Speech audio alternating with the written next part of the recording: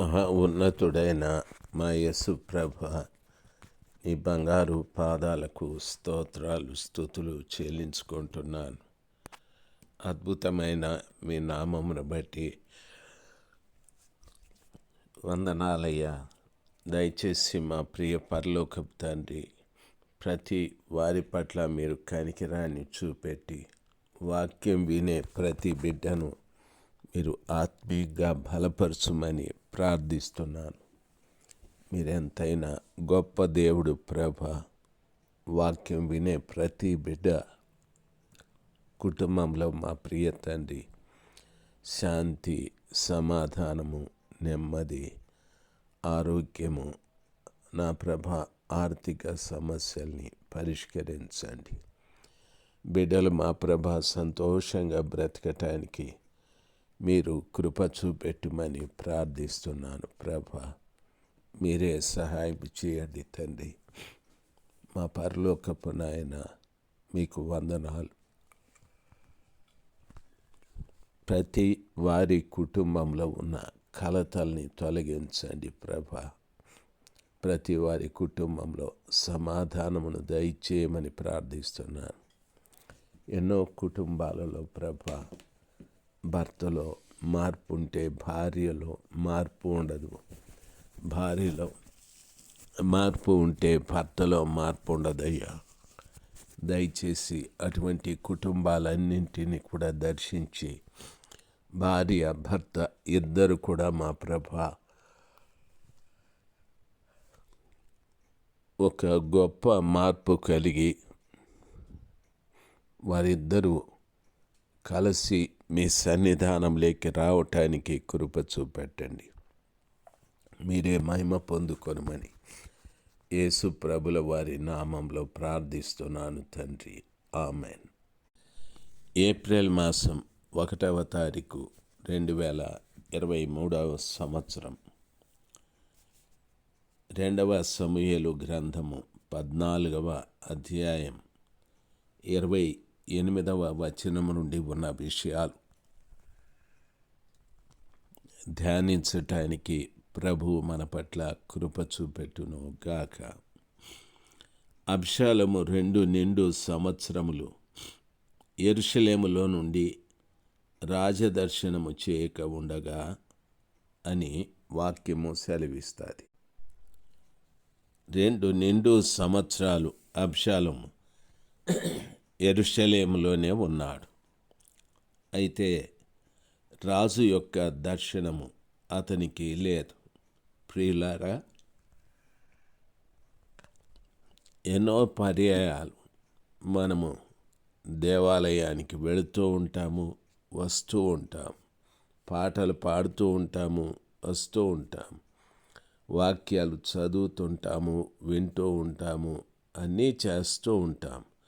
కానీ దేవుని యొక్క దర్శనం లేదు. దర్శనము లేని చోట ప్రజలు నశిస్తారని వాక్యము సెలవిస్తుంది. కాబట్టి దర్శనం అనేది చాలా ప్రాముఖ్యమైనటువంటి కార్యం. దేవుని గ్రంథంలో చెప్పబడిన రీతిగా ప్రభునందు ప్రియమైన వాళ్ళారా, 2 నిండు సంవత్సరాలు అబ్షాలోము యెరూషలేములో ఉన్నాడు, కానీ రాజు యొక్క దర్శనం లేదని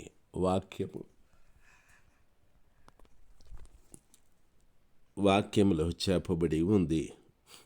యోవాబును రాజునొద్దకు పంపించుటకై అబ్షాలోము అతనిని పిలువనంపినప్పుడు యోవాబు రానొల్లక ఉండెను.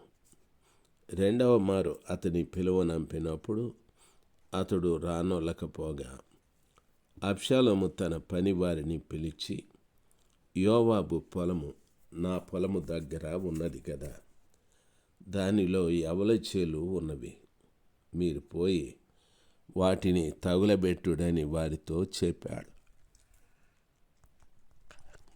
అబ్షాలోము పనివారిని పిలిచి ఆ రీతిగా చెప్పినప్పుడు అబ్షాలోము పనివారు ఆ చేలును తగలబెట్టారు. ప్రియులారా, గమనించాలి, యోవాబు అబ్షాలోమును పిలిపించినది ఆయనే. ప్రియులారా, తాను ఎక్కడో వెళ్ళి దాక్కుని ఉన్నాడు. ఆయన ఆ స్థలంలో నుండి యోవాబు పిలిపించాడు. పిలిపించి, ప్రియులారా, గెషూరులో ఉన్నటువంటి అతడిని, అబ్షాలోముని ఈ యొక్క యోవాబే తీసుకొని వచ్చాడు. యెరూషలేముకు తీసుకొని వచ్చాడు. గొప్ప మేలు చేశాడు. అమ్నోనును చంపి పారిపోయిన అబ్షాలోముని యోవాబు తీసుకొని వచ్చాడు. అయితే యోవాబు అబ్షాలోముని తీసుకొచ్చాడు, కానీ దావీదు దర్శనం అబ్షాలోముకి లేదు. దావీదు అతని ఇంటికి వెళ్ళమని చెప్పాడు. అయితే 2 నిండు సంవత్సరములు అబ్షాలోము యెరూషలేములోనే ఉన్నాడు, కానీ రాజు యొక్క దర్శనం లేదు. రాజు దర్శనం కొరకు అబ్షాలోము యోవాబును పిలిపించాడు. యోవాబు వెళ్ళలేదు. 2వ పర్యాయం పిలిపించాడు, వెళ్ళలేదు. అందుకని అబ్షాలోము తన వాళ్ళను పిలిపించి, నా పొలం ప్రక్కన యోవాబు పొలం ఉంది, ఆ పొలములో యవల చేలు ఉంది, వెళ్ళి దాన్ని తగలబెట్టమని చెప్పాడు. ఆ విధంగా చెప్పిన తరువాత అబ్షాలోము పనివారు ఆ చేలును తగలబెట్టేశారు.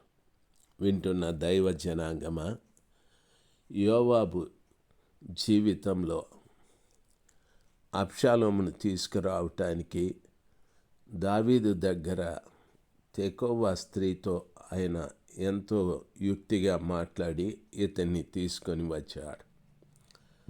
అయితే అబ్షాలోముకు రాజు దర్శనం లేక అబ్షాలోము యోవాబుని పిలిచాడు, నన్ను తీసుకెళ్ళి రాజుగారి దర్శనం ఇప్పించమని. యోవాబు 2 పర్యాయాలు పిలిచినా రాలేదు. ఇప్పుడు అబ్షాలోము పనివారిని పిలిచి, యోవాబు అబ్షాలోము యొక్క పొలం ప్రక్కనే యోవాబు పొలం ఉంది, అందులో యవల పంట ఉంది, దాన్ని కాల్చివేయమని చెప్పాడు. ఈ విషయాన్ని బాగా గమనించాలి. ఎక్కడో గెషూరులో దాక్కున్నటువంటి అబ్షాలోమును యోవాబు తీసుకొని వస్తే తాను జాగ్రత్తగా ఉండవలసినది, ఎవరు తనకు మేలు చేశాడో ఆ వ్యక్తికే కీడు చేశాడు. అతని పొలమంతా కూడా అగ్గితో కాల్చేశాడు. ప్రియులారా, గమనించాలి. మన పొలము, అబ్షాలోము పొలము యోవాబు పొలము ప్రక్కన ఉంది. తాను మేలు చేశాడనే ఆలోచన లేకుండా అబ్షాలోము, ప్రియులారా, అతని పొలమును అగ్నితో కాల్చివేశాడు. ఎంత చెడ్డ ఉద్దేశమో! ఒకటి, పగ కలిగిన వాడు అబ్షాలోము. 2వది, కోపము కలిగిన వాడు. యోవాబు తాను చెప్పింది చేయలేదని అతని యవల పంటను కాల్చివేశాడు. పగ మనలో ఉంటే ఖచ్చితంగా ఎవరి మీద పగుందో వాళ్ళను చంపేస్తాం. కోపము మనలో ఉంటే ప్రియులరా, ఆ కోపం ఉన్నవాడు వాని పంటని నాశనం చేస్తాడు, యవల పంటని కాల్చివేస్తాడు. ఈ రీతిగా పంటను కాల్చిన వారిలో సంసోను ఒకడు. ఫిలిస్తీయుల గోధుమ చేళ్ళన్నీ కూడా నక్కల తోకలకు నిప్పు పెట్టి వారి చేళ్ళన్నీ కూడా కాల్చి పడేశారు. అబ్షాలోము యోవాబు యొక్క ఆ యవల చేనుని కాల్చివేశాడు. ప్రియులారా, గమనించాలి. ఈ రోజున కోపం ఉంటే యవల చేనులు కాల్చివేసే ఆ స్థితికి మనం వస్తాం. కాస్త మనం ఆత్మీయంగా ఆలోచన చేస్తే గోధుమ చేను అనేది యేసు ప్రభుల వారికి సంబంధించింది. ఎందుకంటే గోధుమ గింజ భూమిలో పడి చనిపోతేనే కానీ అనేక గోధుమలు కావన్నట్టు ఆ గోధుమ యేసు ప్రభుల వారే. ఆయన చనిపోయిన తరువాతనే ప్రపంచంలో అనేకులు క్రైస్తవులు అయ్యారు.